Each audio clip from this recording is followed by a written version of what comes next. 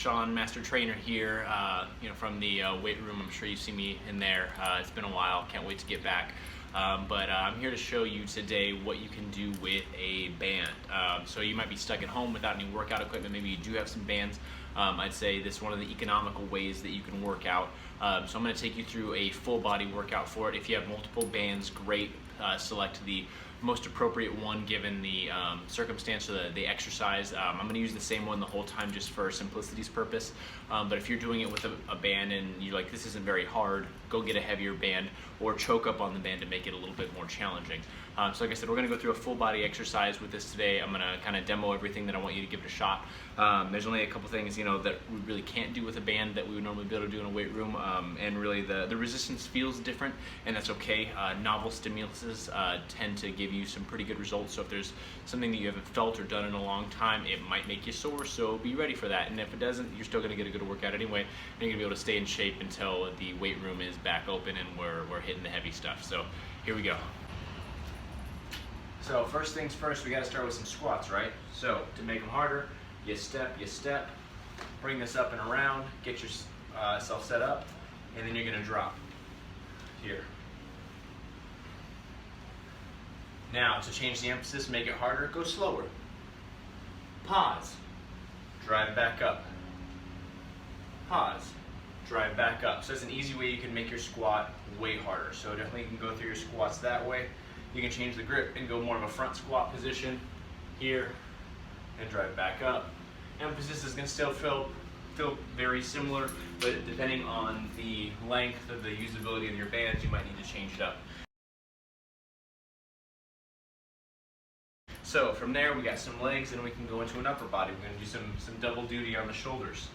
So once again, you can step with 1 foot or 2 foot, depending on how much slack you have on your band, and then you can go front raises.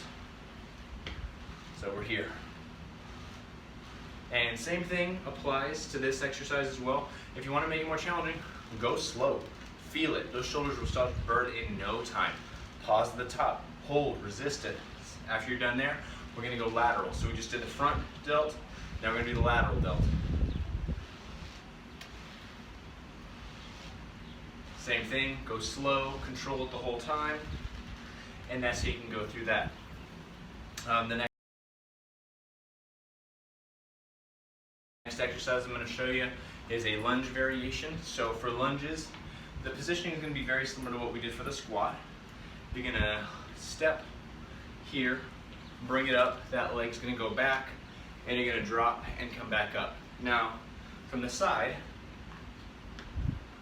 it looks like so. Now, if you want to turn this into more of a reverse style lunge, do what I just did and step forward. Step back, drop, step forward. And same rules apply here. If you want to make it more challenging, go slower. Nice and controlled. Come back up.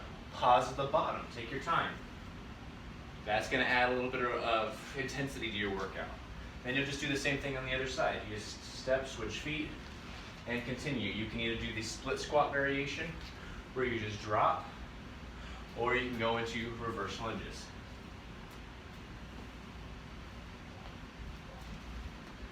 From there, we want to work out the back a little bit. And there's two movements that I like to do this with. It'll hit the upper back, it also hit a little bit of rear delt. So you're going to want to go pretty wide on this. And that's just to get some more resistance in a short range of motion. And then you can even choke down on the band a bit. From there, you're just going to pull straight up, just like you're doing a bent over row. Here. From the side, notice I have a nice flat back. I'm pulling my arms up and back. Same thing here. Hold, pause, get more out of it. Nice and slow on the way down. Up, pause, slow on the way down. That's how you can get more out of it. Another variation of this, if you want to make it a little bit more challenging, is give yourself just a little more slack. And from there, we can cross the bands and go into a reverse fly here.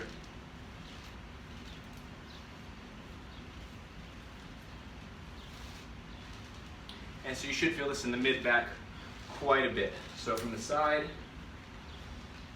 Nice flat back still. You can choke down on this if you need to.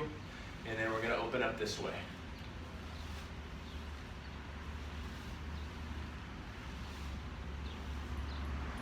So once again, you should be feeling that mostly in the middle of your back. You might feel a little bit in your lats depending on how you're squeezing. But either way, that's really, really good for the back. After that, we can go into some of those, coveted beach muscles. You can step on here,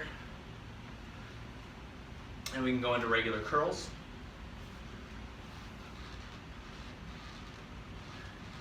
You can twist your grip and do a hammer curl. You can even do like a cross-body hammer curl, just for a little bit more brachialis instead of the bicep. But once again, you have options. Turn the arms out, see how that feels. Might give you a different stimulus. Pull the arms in. Either way, the bicep's still working. You might get medial or the more lateral head, depending on what you're hitting. But we can go either direction. So pick one, knock out your set, maybe pick another one. Now to hit the back of the arms, the bulky part, the fun stuff, the extra waver. Let's go ahead and we're going to try this single arm at a time because it can be a bit challenging depending on the length of the band that you have. And so we'll just set one side down, and then we're going to step on it with the heel, and then it's going to go behind us. And from there, I keep my elbow in really, really tight, and I press overhead so you get a little lower so you can see better. So from the side, once again, we're here, I'm stepping forward with my foot on that band, and we're here, keep the elbow in tight, and extend. You can change the hand position. You can go knuckles up if you want, or you can go palm up, depending on what you feel like gives you the best emphasis. And you can stand up right as you do this. I'm just doing this so you can kind of see what my arm is doing. And then if you're switching, it's the same thing. You just step, and you're going over the top.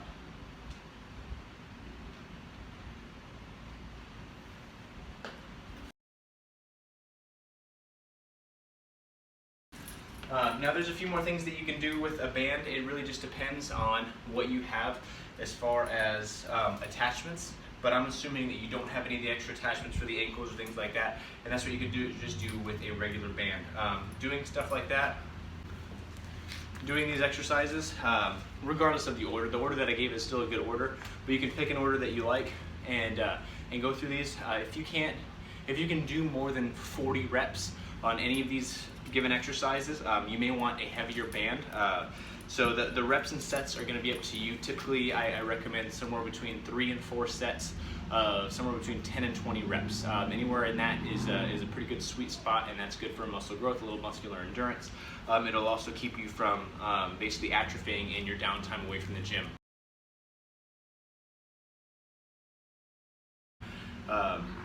So you can do more sets if you want. More isn't always better. You want quality reps as you do this. Like I said, if you can do more than 40 reps on a given set, you want a heavier band. You can even double up your bands. The ones that I have are pretty sweet because you can clip extra bands to them, but you might just have to grab onto 2 of them and do what you were going to do. But either way, keep grinding. Hopefully this whole COVID-19 thing is going to be over with soon, and I will get to see all of my favorite people back in the weight room lifting some heavy stuff with me. So rock on.